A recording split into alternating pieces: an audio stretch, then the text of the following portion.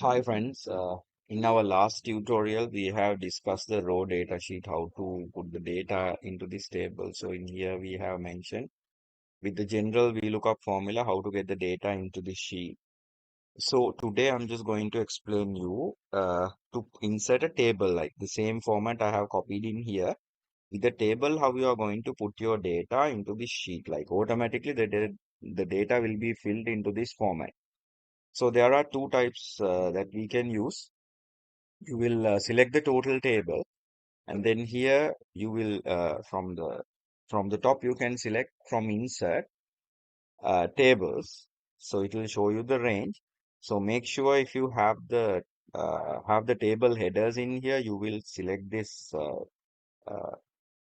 uh, this my table has headers, then you will tick on that, then press OK. Then you will get a table like this.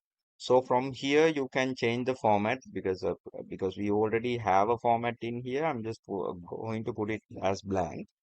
So in here you can see it adds the filter buttons in here. It comes automatically. Then then again I'm just going to put the VLOOKUP function in here. I'm just going to take this into the left left align. So I'm just going to put the VLOOKUP function in here, equal VLOOKUP open brackets product.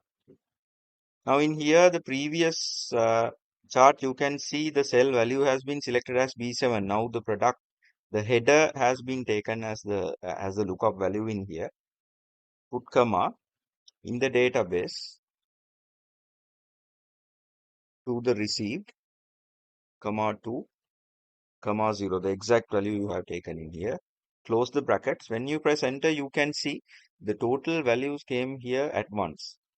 Then you can see the issuances are same, equal VLOOKUP open brackets product, then again goes to the database from A to C, column 3, comma 3, comma 0.